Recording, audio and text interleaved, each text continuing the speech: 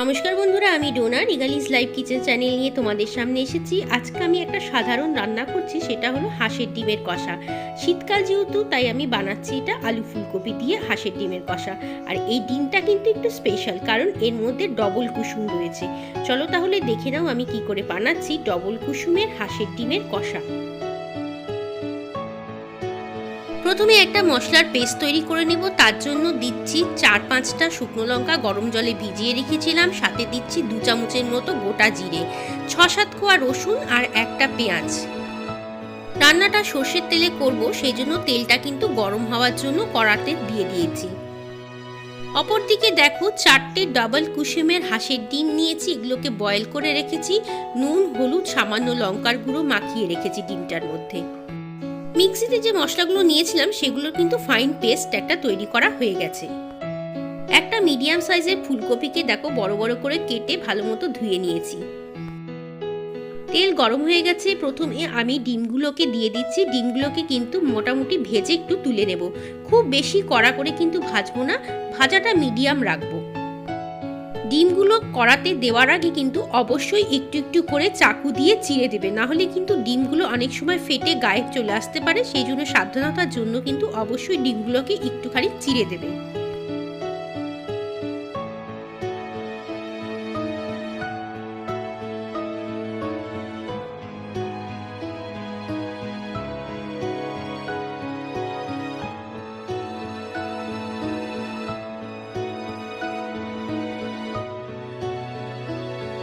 হাঁসের ডিমগুলো ভাজা কিন্তু হয়ে গেছে, এর থেকে বেশি কড়া আমি করব না।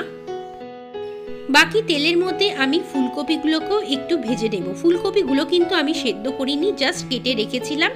এখন আমি মোটামুটি হালকা করেই কিন্তু ফুলকপিগুলো ভাজবো।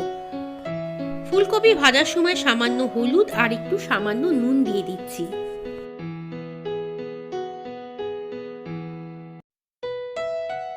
ফুলকপিগুলোকে ঢাকা দিয়ে ভাজছি না, ঢাকা দিলে অনেক সময় জল ওঠে, সেই জন্য ফুলকপিগুলোকে ঢাকা ছাড়াই কিন্তু আমি ভেজে নিচ্ছি। কতটা ভাজতে হবে দেখো, এটা আমার কিন্তু ভাজা হয়ে গেছে, আর এর থেকে বেশি ভাজবো না, এখন তুলে ফেলবো।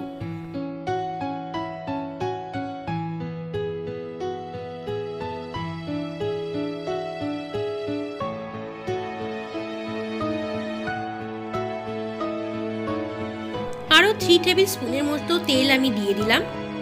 গরম তেলে 2টো তেজপাতা আর থেতো করে রাখা এলাচ, দারচিনি, লবঙ্গটা দিয়ে দিলাম ফোড়ন হিসেবে। সাথে দিচ্ছি 1 চামচের মতো গোটা জিরে। 3টে আলুকে আমি বড় বড় করে ডুমো ডুমো করে কেটে রেখেছি, সেই ডুমো ডুমো আলুগুলোও কিন্তু তেলের মধ্যে দিয়ে দিলাম। আলুগুলো ভাজা হয়ে গেলে তারপরে কিন্তু আস্তে আস্তে করে একটা একটা করে মশলা আমি অ্যাড করতে থাকবো।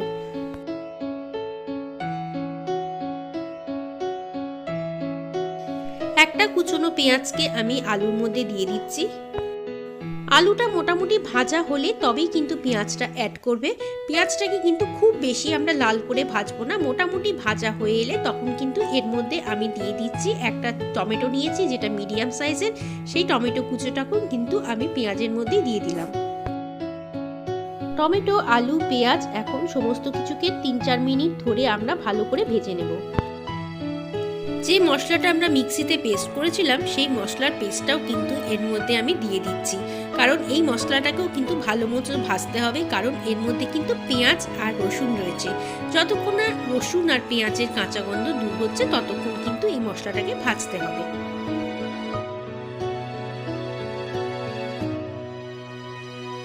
এই মশলা ভাজার সময়ই আমি 1/2 চামচের মতো আদা বাটা দিচ্ছি।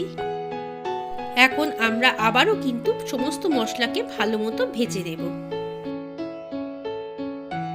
মশলা থেকে যখন দেখবে তেল ছাড়া ছাড়া হয়ে গেছে, তখনই কিন্তু বুঝবে যে মশলাটা ভালো করে ভাজা হয়ে গেছে। মশলা ভাজা হয়ে গেছে, তাই 1 চামচের মতো নুন দিয়ে দিচ্ছি, 1/2 টিস্পুন হলুদ গুঁড়ো, 1/2 টিস্পুন কাশ্মীরি লঙ্কার গুঁড়ো, 1/4 টিস্পুনের মতো চিনি। আমি যেহেতু সব গুঁড়ো মশলা দিয়েছি, তাই পুড়ে যাওয়ার সম্ভাবনা থাকবে, সেই জন্য অল্প পরিমাণে বাটি ধোয়া জল দিয়ে দিলাম এর মধ্যে। এই জল দেওয়ার পরে কিন্তু মশলাটাকে খুব ভালো মতো কষিয়ে নিতে হবে।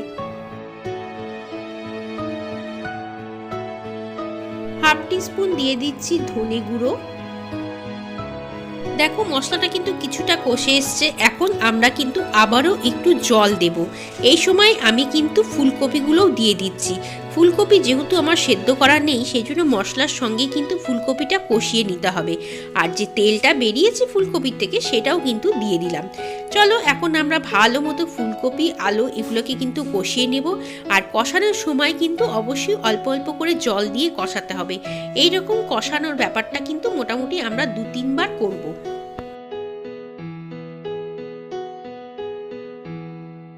দেখো আলু ফুলকপিটা কিন্তু বেশ ভালো মতো কষে গেছে। এখন আমরা যে মশলার বাটিটা রেখেছিলাম সেই বাটিটার ধোয়া কিন্তু জল আরেকটুখানি এর মধ্যে দিয়ে দেব। কারণ এইভাবে করে যতবার তোমরা ভালো মতো কষাবে তত কিন্তু রান্নার টেস্ট ভালো হবে। সেই জন্য কষ্ট করে হলেও অন্ততপক্ষে 2-3 বার এই প্রসেসটা কিন্তু ফলো করো।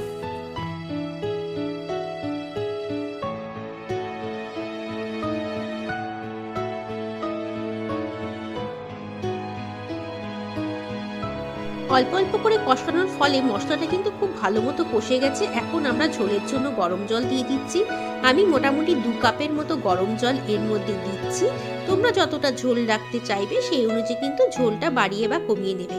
যেহেতু ডিমের কষা কষা করছি সেই জন্য খুব বেশি ঝোল কিন্তু আমি রাখছি না। দেখো সমস্ত আলু ফুলকপি কিন্তু ঝোলের মধ্যে ডুবে গিয়েছে। এখন আমরা এটাকে ঢাকা দিয়ে 5 থেকে 7 মিনিট কিন্তু ফুটিয়ে নেব। 5 থেকে 7 মিনিট পরে কিন্তু আমরা ঢাকাটা খুলে দেখব আমাদের সবজিগুলো সেদ্ধ হয়েছে কিনা।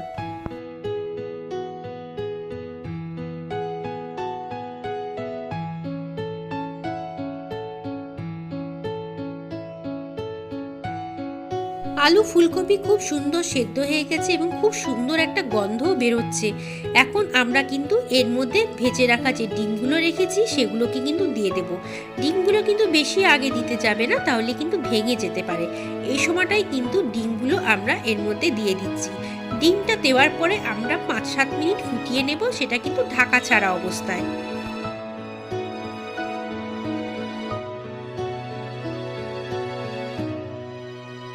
ডিমগুলো ছাড়ার পরে কিন্তু 5-7 মিনিট হয়ে গেছে। আমি এর মধ্যে গরম মশলা আর অ্যাড করছি না, পরে যেহেতু ফোড়নে দিয়েছি। নামানোর আগে আমি হাফ টিস্পুনের মতো ঘি দিয়ে দিচ্ছি। ঘি দিলে কিন্তু বেশ সুন্দর একটা গন্ধ বেরোয়। আর আলু ফুলকপি দিয়ে ডিমের ঝোল যেহেতু একটু ঘি কিন্তু অবশ্যই দিতে হবে। চলো এবার সার্ভ করে দিই। এই দেখো তৈরি হয়ে গেছে আলু ফুলকপি দিয়ে ডবল কুসুম হাঁসের ডিমের কষা। কেমন লাগছে দেখতে? খুবই লোভনীয়। আর তার মধ্যে আরও লোভনীয় লাগছে কারণ 2খানা কুসুম রয়েছে। যারা ডিম খেতে পছন্দ করো তাদের কাছে তো এটা বিশাল প্রাপ্তি। কেমন লাগলো রেসিপিটা? যদি ভালো লাগে লাইক কমেন্ট শেয়ার করো। নতুন বন্ধু হলে চ্যানেলটাকে সাবস্ক্রাইব করে নিও। চলো আজকের মতো আসি, আবার দেখা হবে। ততক্ষণ সবাই ভালো থেকো এবং সবাইকে টাটা।